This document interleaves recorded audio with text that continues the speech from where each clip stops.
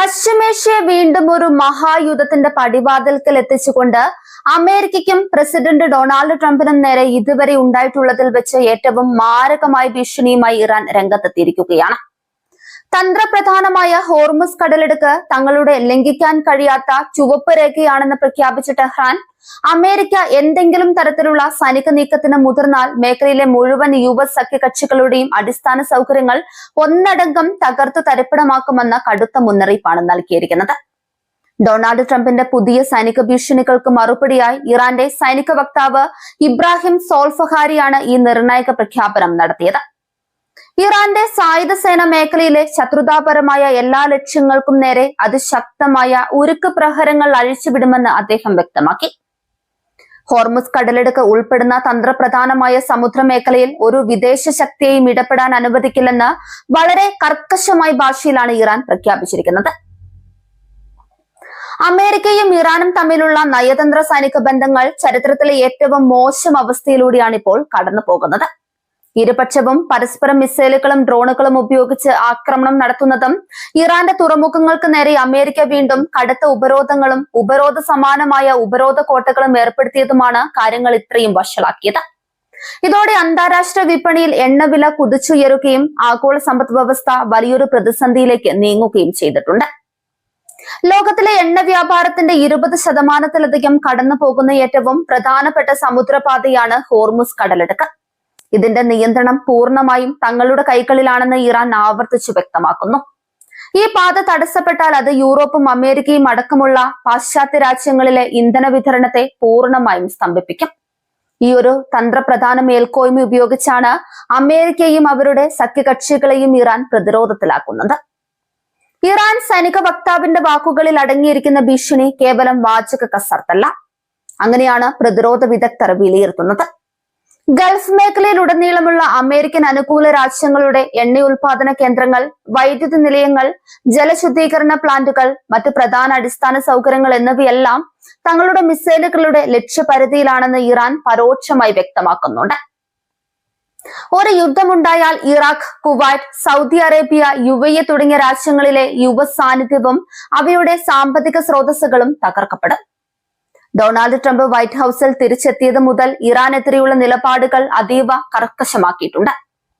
ഇറാനെ സാമ്പത്തികമായും സൈനികമായും പൂർണ്ണമായി ഒറ്റപ്പെടുത്തുക എന്ന ലക്ഷ്യത്തോടെയാണ് വാഷിംഗ്ടൺ നീങ്ങുന്നത്. ഇതിന്റെ ഭാഗമായി ഇറാന്റെ എണ്ണക്കപ്പലുകളെ തടയാനും അവരുടെ തുറമുഖങ്ങളിലേക്കുള്ള വ്യാപാരം ഇല്ലാതാക്കാനും അമേരിക്കൻ നാവികസേന ശ്രമിക്കുന്നുണ്ട്.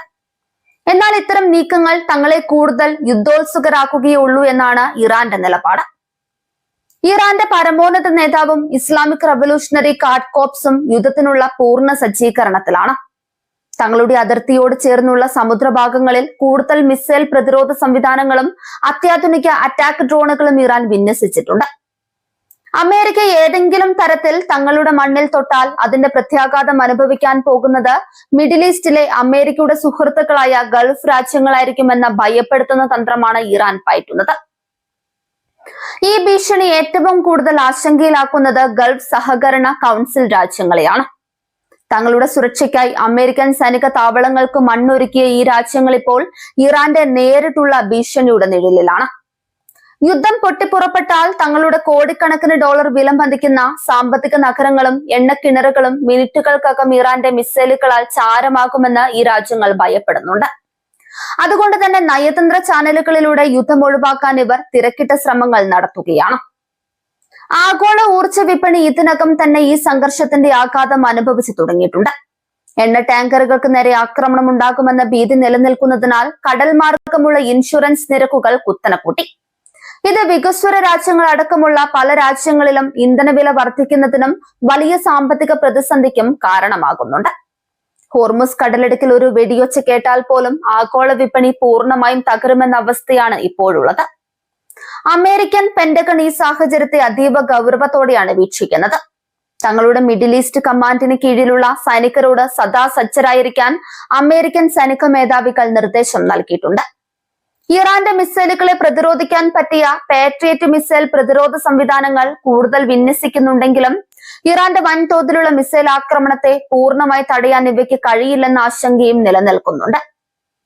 അമേരിക്ക നടത്തുന്ന ഈ സാമ്പത്തിക ഉപരോധങ്ങൾ തങ്ങളെ പട്ടിണിയിലേക്ക് തള്ളിവിടാൻ വേണ്ടിയുള്ളതാണെന്ന് ഇറാൻ ജനത വിശ്വസിക്കുന്നു. അതുകൊണ്ട് തന്നെ ഭരണകൂടത്തിന്റെ കടുത്ത അമേരിക്കൻ വിരുദ്ധ നിലപാടുകൾ വലിയ രീതിയിലുള്ള ആഭ്യന്തര പിന്തുണയാണ് ഇറാന് ലഭിക്കുന്നത്. രാജ്യത്തിന്റെ അഭിമാനവും പരമാധികാരവും സംരക്ഷിക്കാൻ ഏതറ്റം വരെയും പോകാൻ തങ്ങൾ തയ്യാറാണെന്ന് സാധാരണ ജനങ്ങളും വ്യക്തമാക്കുന്നുണ്ട്. ഇറാന്റെ ഈ പുതിയ പ്രഖ്യാപനത്തോടെ നയതന്ത്ര ചർച്ചകൾക്കുള്ള എല്ലാ വഴികളും അടഞ്ഞ മട്ടാണ്. യൂറോപ്യൻ രാജ്യങ്ങൾ മധ്യസ്ഥതയ്ക്ക് ശ്രമിക്കുന്നുണ്ടെങ്കിലും ട്രംപിന്റെ കടുത്ത നിലപാടുകളും ഇറാന്റെ വിട്ടുവീഴ്ചയില്ലാത്ത പ്രതികരണങ്ങളും അതിന് തടസ്സമാണ്. ഒരു ചെറിയ തെറ്റിദ്ധാരണ പോലും വലിയൊരു ആണവ യുദ്ധത്തിലേക്കോ അല്ലെങ്കിൽ പശ്ചിമേഷ്യ മൊത്തത്തിൽ വിഴുങ്ങുന്ന മഹാവിനാശത്തിലേക്കോ നയിച്ചേക്കാമെന്നാണ് ചൈനയും റഷ്യയും മുന്നറിയിപ്പ് നൽകുന്നത്. യമനിലെ ഹൂതികൾ, ലെബനനിലെ ഹിസ്ബുള്ള, ഇറാഖിലെ ഷിയ ഗ്രൂപ്പുകൾ തുടങ്ങിയ ഇറാന്റെ പ്രോക്സി ശക്തികളും ഈ യുദ്ധമുഖത്ത് സജീവമാണ്. ഒരേ സമയം വിവിധ മുന്നണികളിൽ നിന്നും അമേരിക്കയ്ക്കും ഇസ്രയേലിനും നേരെ ആക്രമണം അഴിച്ചുവിടാൻ ഇവർക്ക് സാധിക്കും. ഇത് അമേരിക്കൻ സൈന്യത്തിന് ചിന്തിക്കാവുന്നതിലും അപ്പുറമുള്ള പ്രതിരോധ പ്രതിസന്ധിയാണ് ഉണ്ടാക്കുക. ഇനി ഒരു വലിയ സൈനിക ഏറ്റുമുട്ടൽ ഉണ്ടായാൽ അത് കേവലം രണ്ട് രാജ്യങ്ങൾ തമ്മിലുള്ള യുദ്ധമായി ഒതുങ്ങില്ല.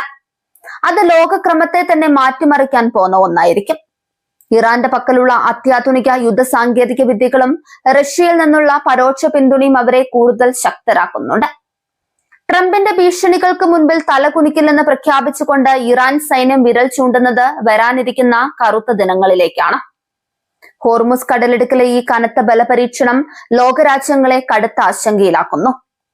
സമാധാനത്തിനായുള്ള അന്താരാഷ്ട്ര ശ്രമങ്ങൾ പരാജയപ്പെടുന്ന ഈ വേളയിൽ യുദ്ധത്തിന്റെ കനലുകൾ ഏതു നിമിഷവും മാളിക്കത്താം. വരും ദിവസങ്ങളിലെ ഡൊണാൾഡ് ട്രംപിന്റെ പ്രതികരണങ്ങളും ഇറാന്റെ സൈനിക വിന്യാസങ്ങളും പശ്ചിമേഷ്യയുടെ മാത്രമല്ല ലോകത്തിന്റെ തന്നെ ഭാവിയെ നിർണ്ണയിക്കുന്നതിൽ നിർണായക പങ്കുവഹിക്കും.